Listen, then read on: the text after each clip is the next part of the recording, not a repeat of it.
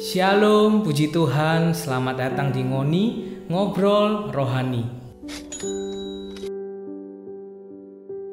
Kesempatan hari ini, saya bersama istri saya akan menjawab pertanyaan yang sudah saya share di IG Story Muda Kristen. Dan ada beberapa pertanyaan dari teman-teman dan sudah saya pilih. Dan saya pilih 3 pertanyaan saja ya untuk kita jawab pada hari ini.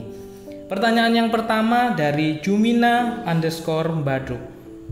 Anak muda zaman sekarang rajin ke gereja tapi masih mengkonsumsi alkohol. Bagaimana pendapat kakak? Nah, menurut Meme, gimana orang seperti ini? Dia rajin ke gereja, tapi ketika di luar gereja dia masih mengkonsumsi alkohol. Menurutku ya, anak ini sudah terikat di dalam pergaulan yang buruk. Nah, dan menurutku anak ini belum takut akan Tuhan. Orang yang takut akan Tuhan, ia pasti akan menjaga hidupnya dari awal. Sebelum ia mau coba-coba hal-hal yang buruk ini, dia pasti akan menghargai hidupnya bahwa tubuh kita ini adalah milik Tuhan. Nah, tapi jangan sampai kita menghalangi orang tersebut untuk datang ke ibadah, gitu loh. Jangan menghalangi, tapi kita tetap motivasi dia untuk dia bisa melepas segala hal yang buruk dalam kehidupannya.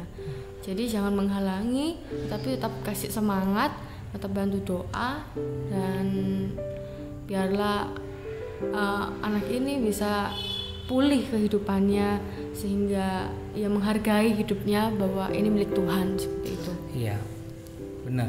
Menurut saya juga orang-orang seperti ini itu terikat ya. Namanya dosa itu kan mengikat. Nah, dia mungkin ketergantungan dengan alkohol, nggak juga berbicara tentang alkohol aja, rokok, orang yang mungkin kenakalan remaja ya.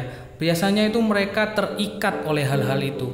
Nah, seringkali mereka juga berjuang, mereka juga berdoa untuk lepas dari itu, sehingga mereka masih memberikan waktu mereka untuk datang dalam ibadah.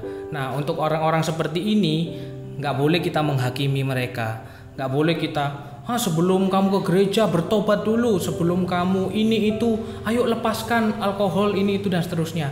Justru ketika mereka kita gitukan dengan kata-kata seperti itu, mereka akan mundur dari gereja. Mereka nggak akan mau ke gereja karena mereka merasa gereja menolak mereka. Tapi justru gereja harus menerima orang-orang seperti ini dan merangkul merangkul mereka, walaupun mereka masih mengkonsumsi alkohol, walaupun mereka masih merokok dan seterusnya. Nah, tugas kita adalah mengingatkan mereka, tapi jangan menghalangi mereka atau menghakimi mereka sehingga mereka merasa tertolak di dalam gereja. Seperti itu, teman-teman. Oke, kita masuk di pertanyaan yang kedua. Pertanyaan kedua dari Miss Dinar, Paroki Mojokerto. Waduh, Miss Dinar, Paroki Mojokerto. Dia bertanya seperti ini. Cara biar gak males beribadah seperti apa? Caranya, kita ubah motivasi kita. Sebelum kita beribadah, kita harus sadar bahwa hidup kita ini perlu firman. Hidup kita ini perlu kebenaran firman Tuhan itu. Sebab ya mungkin jasmani kita perlu makanan jasmani, tapi roh kita perlu akan makanan rohani, yaitu firman Tuhan. Jadi jangan punya pikiran beribadah itu bosan, rutinitas belaka, tapi kita harus memotivasi hidup kita bahwa kita butuh ibadah itu butuh. Kita butuh Tuhan ya, bukan Tuhan yang butuh kita. Nah, kalau menurut saya cara supaya kita nggak malas ke gereja itu sebenarnya kita cari tahu dulu motivasi kita gereja itu seperti apa. Kita mau ke gereja itu maunya itu seperti apa? Apakah motivasi kita ingin cari pacar? Ada yang seperti itu ya, ke gereja cari pasangan. Lalu ada yang mungkin ke gereja ingin cari teman. Nah, tapi yang terutama motivasi kita harus datang ke gereja itu harus kita benahi, yaitu mencari Tuhan, benar ya? Jadi motivasi kita mencari Tuhan. Nah, kalau kita mulai malas dalam diri kita, artinya kita harus koreksi. Apakah hubungan kita sama Tuhan itu baik-baik saja, atau kita udah males berhubungan, misalnya dalam hal doa, dalam hal membaca Alkitab, kita malas, sehingga kita juga malas ke rumah Tuhan. Nah, itu yang harus kita perbaiki, hubungan kita dengan Tuhan. Seperti itu, supaya kita nggak malas ke gereja. Ya. Oke, pertanyaan selanjutnya. Pertanyaan yang ketiga dari Aksesoris Natalia Shop. Waduh, ini toko online kayaknya. Pertanyaan seperti ini. Kenapa muda-mudik, wah tulisannya muda-mudik, ini salah tulis sepertinya. Kenapa muda-mudi Kristen pindah agamanya sendiri? Mungkin artinya banyak anak-anak muda Kristen ini yang pindah agama. Kenapa mereka kok bisa pindah agama? Pasti orang-orang yang pindah agama, orang-orang itu belum mengalami Tuhan. Perjumpaan pribadi dengan Tuhan, belum merasakan jatuh cinta kepada Tuhan. Ketika kita mengalami Tuhan, kita merasakan sendiri, bukan kata orang lain, bukan kata firman Tuhan.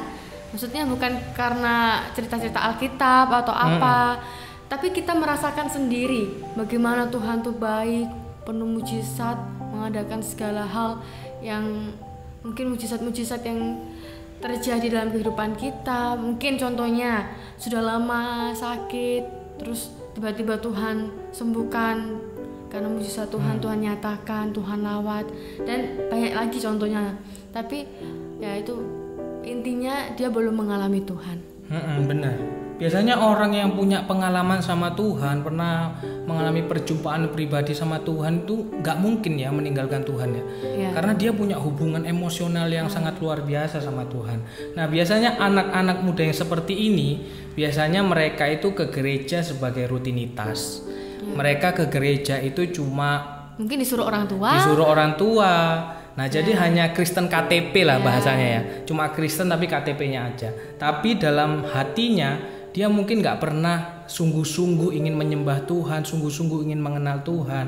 Nah, seperti itu teman-teman. Sehingga banyak anak-anak muda juga yang mungkin kehilangan jati diri mereka di masa-masa mereka bertumbuh. Sehingga mereka mulai mencari-cari Tuhan ini seperti apa. Nah, dalam pergaulan juga bisa mempengaruhi mereka. Mereka bergaul lebih sering ke orang-orang yang Kristen, orang-orang yang rohani atau di luar Kristen. Itu juga mempengaruhi. Atau punya pacar. Nah, itu juga mempengaruhi. Pacarnya beda keyakinan, beda iman, sehingga dia mulai terpengaruh dan meninggalkan Tuhan. Itu adalah hal-hal yang bisa menjadi faktor anak-anak muda meninggalkan Tuhan. Seperti itu. Mungkin itu yang bisa kita jawab ya, Maya. Kiranya jawaban-jawaban kita bisa menjadi jawaban juga bagi teman-teman yang bertanya-tanya. Mungkin jika ada teman-teman yang ingin bertanya, silakan tinggal follow IG kita di Muda Kristen. Biasanya seminggu sekali saya akan posting pertanyaan dan teman-teman bisa memberikan pertanyaan di sana. Oke, itu saja. Terima kasih untuk sharingnya pada hari ini. Kiranya Tuhan Yesus memberkati kita semua.